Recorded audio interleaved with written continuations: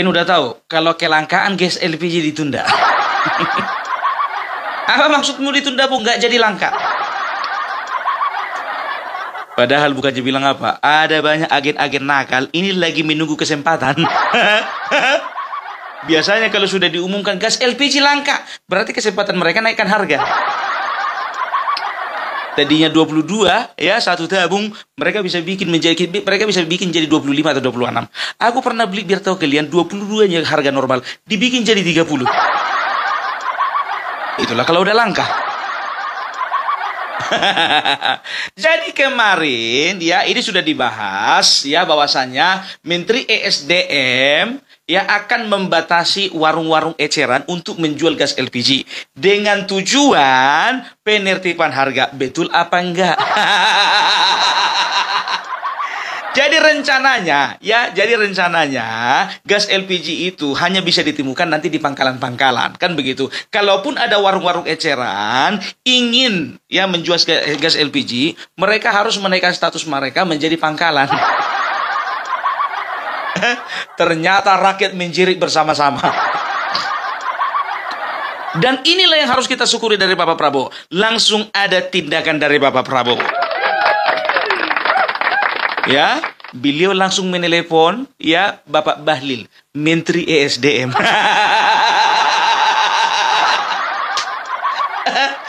Ya, sebetulnya sudah ada pelarangan terhadap pengecer-pengecer. Karena apa? Mereka harus bisa jualan kalau misalnya mereka itu dijadikan statusnya pangkalan, kan begitu.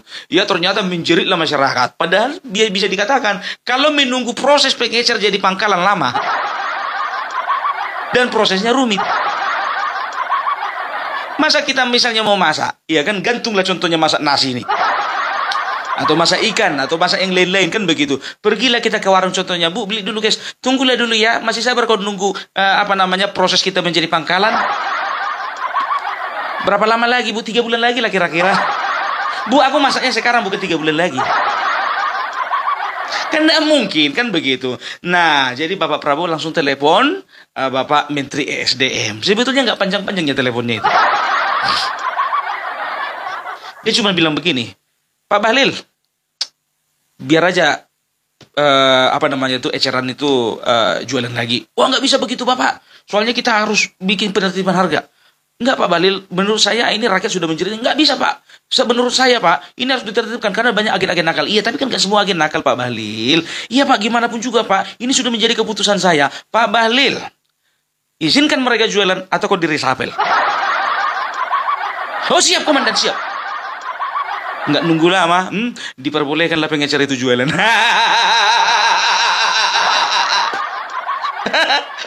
Enggak, yang ku dramatisirnya itu. Ya kalau misalnya memang itu contohnya bunyinya kan, bisa saja kalian tanya langsung sama Pak Bahlil. Ya, jadi begini, inilah pemerintahan kita ini, ya bisa dikatakan bukanlah pemerintahan yang sempurna 100%. Ya gitu, setiap kebijakan mungkin ada ya yang mengganggu hati masyarakat, cuman masyarakat tidak berani untuk mengungkapkannya, ya. Oleh karena itu kita harus bersyukur ada presiden yang cepat tanggap terhadap kesusahan masyarakat, kan begitu. Makanya Bapak Presiden telepon itu si Bahlil, ya, jadi nggak jadi langka. Gitu loh. Ya ini membuktikan bahwasannya Bapak Presiden Prabowo tidak bisa diatur oleh siapapun. Masih ingat perkara PPN 12%?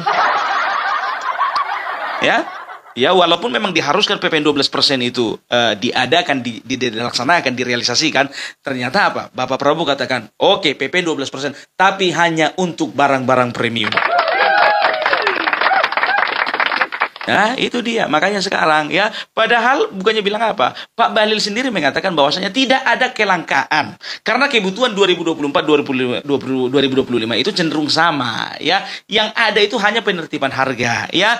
Jadi begini Bapak Bahlil yang terhormat, pangkalan-pangkalan agen-agen besar itu pun ya kemarin itu masih menunggu pengumuman dari Bapak. Memang betul nggak langka, tapi mereka tahan untuk tidak keluarkan gas LPG.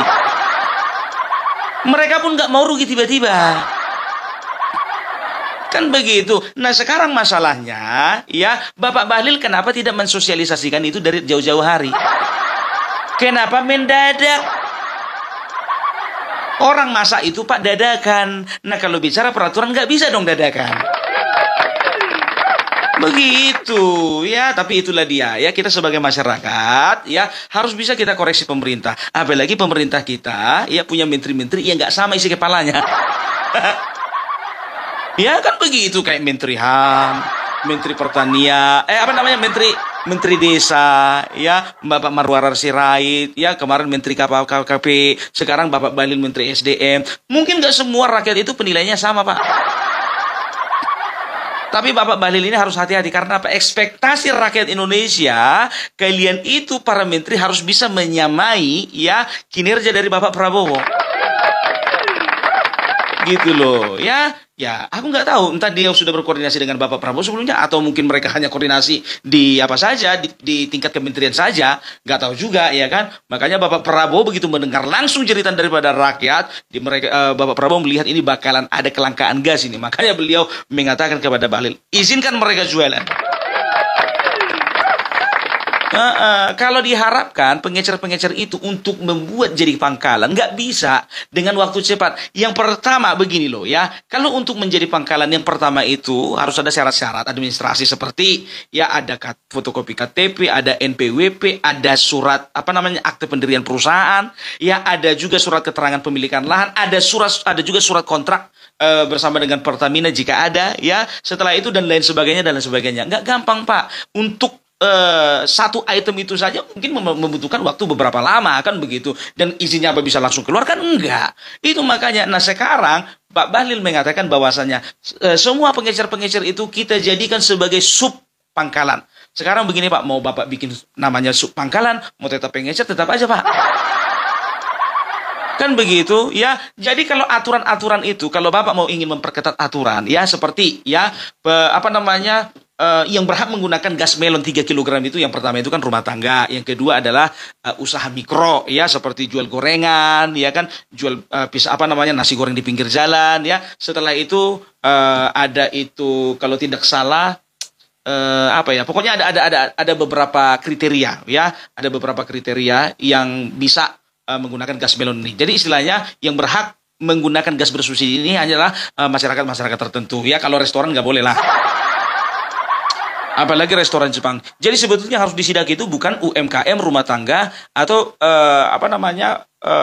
usaha-usaha kecil lainnya. Tapi seperti restoran Jepang, perhatikan itu. Kalau masih pakai usaha yang 3 kg, itu langsung langsung tertibkan Pak. Aku berapa kali melihat beberapa restoran, pajaknya ada. Ya, makannya itu pakai berpajak biar tahu kalian. Tapi yang dipakai gas melon.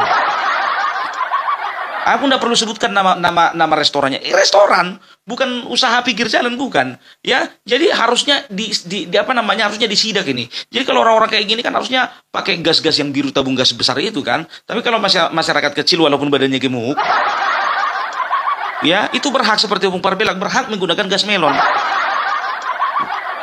Gitu loh. Ya, jadi kalau ini sih bisa dikatakan adalah usaha pemerintah sih untuk menertibkan. Cuman kayaknya Pak waktunya kurang tepat karena memang sosialisasinya belum ada ke masyarakat.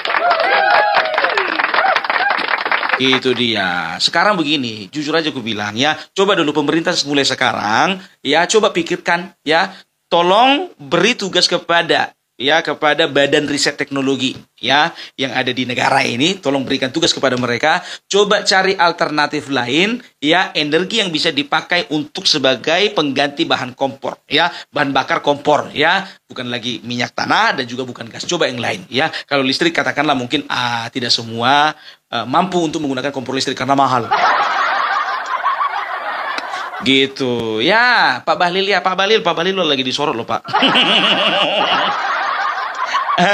Jangan gara-gara ini. Disorot kenapa? Nggak penting-penting amat sih Pak. Waktu itu Bapak disorot soalnya begini. Bapak masuk ke dalam mobil, di situ ada Bapak Erlangga Hartarto. Bapak mengeluarkan kata-kata yang kayaknya menarik gitu loh. Kalian cari sendiri di TikTok. Betul, Pak Erlangga Hartarto kan badannya besar itu. Badannya besar, itu nggak berani sama Pak Bahlil yang badannya kecil. Soalnya udah dia ketumnya. Iya, itu dia makanya. Jadi kita bangga ya punya Bapak Prabowo sebagai presiden yang betul-betul sigap di dalam menjawab kebutuhan masyarakat.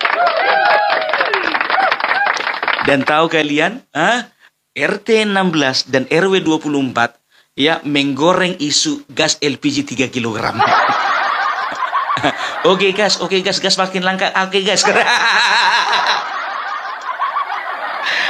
Kalah apa?